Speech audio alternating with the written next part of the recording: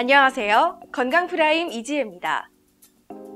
재채기와 콧물, 그게 뭐 대수냐고 할 수도 있겠지만 막상 맑은 콧물을 동반한 재채기가 지속적으로 나온다면 일상생활에까지 지장이 생겨 불편함을 느끼게 됩니다.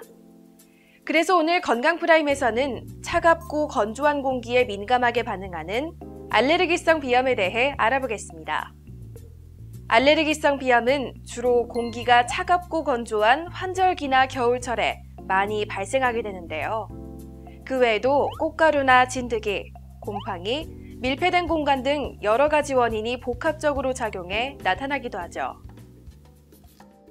알레르기성 비염의 증상을 알아보겠습니다. 첫 번째, 코막힘 증상입니다. 코막힘은 가장 흔히 나타나는 증상인데요.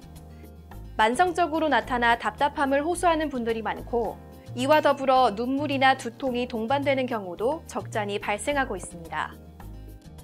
두 번째로는 발작적인 재채기와 맑은 콧물이 나온다는 겁니다.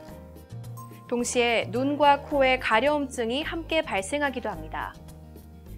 이 같은 증상은 아침에 일어났을 때 가장 심하고 오후가 되면 감소하는 경우가 많습니다. 그렇다면 알레르기성 비염이 생겼을 때 왜 재채기가 많이 나오는 것일까요? 그 이유를 알아볼까요? 차갑고 건조한 공기가 들어왔을 때 정상적인 점막을 가진 사람은 따뜻하고 촉촉하기 때문에 얘가 돌아도 별 이상이 없지만 차갑고 건조해지게 되면 찼고 건조한 공기가 바로 들어오게 되거든요. 그러면 얘가 점막이 막아서지 못하게 되는데 그때 우리 몸에 면역이 작용을 해서 차가운 공기가 우리 몸으로 들어오지 못하게 시속 200km로 재채기를 하는 겁니다. 재채기 콧물은 나쁜 증상이 아니라 외부에 들어오는 것을 찼고 건조한 것이 들어오지 못하게 막아서는 좋은 증상인데 이것을 무조건 재채기 하지 못하게 콧물하지 못하게 하면 더욱더 점막이 쪼그라들어서 찼고 건조한 공기가 더 많이 들어오게 되고 더 계속 악순환을 하게 되는 거지.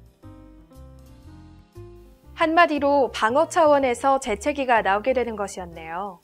1년 중 가장 건조한 계절이라고 할 수 있는 봄과 가을철.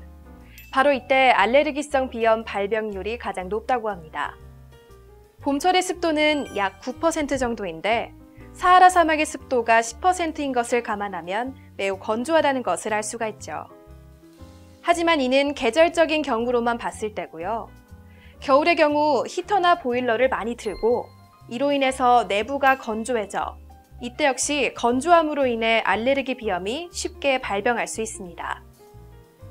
이 증상이 심해지면서 2차적인 증상이 올 경우 더 큰 문제가 되는데요.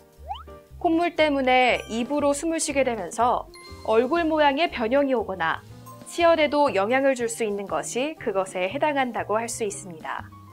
때문에 생활 속에서 실천할 수 있는 예방법을 알고 있다면 많은 도움이 되겠죠. 어떤 방법이 있을지 전문가의 말을 통해 확인해보죠.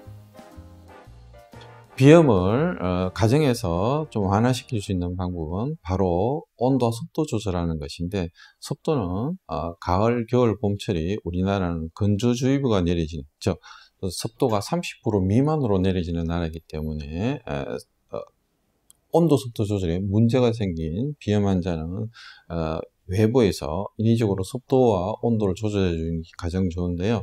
가습기는 비염 환자의 경우는 습도를 60에서 70% 정도 맞춰주시는 게 가장 좋고 온도는 30에서 32도 정도로 맞춰주시는 게 가장 좋습니다. 그리고 외출 시에는 방한대 마스크를 사용하면 온도와 습도를 따뜻하고 촉촉하게 유지해줘서 비염에 상당히 좋은 방법입니다. 알레르기성 비염 치료에 관한 궁금증을 함께 알아보겠습니다. 첫째, 알레르기성 비염을 치료하지 않으면 어떻게 되나요?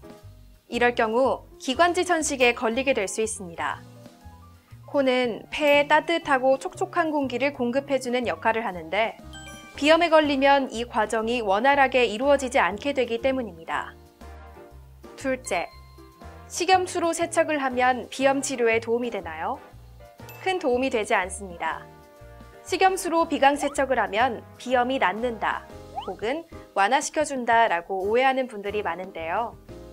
소금물을 사용하면 오히려 비강 점막이 수축이 되어 온도, 습도 조절에 문제가 생기는 경우가 많습니다. 알레르기성 비염은 완전한 치료가 어렵기 때문에 평소 예방을 하는 것이 가장 중요합니다. 초기에 대처를 해야 다른 질환으로 번지지 않는다는 점 반드시 인지하고 좋은 컨디션과 쾌적한 환경을 유지하는 등 평소 많은 관심을 기울이는 것이 좋겠습니다. 지금까지 알레르기성 비염에 대해 알아보는 시간 건강프라임이었습니다.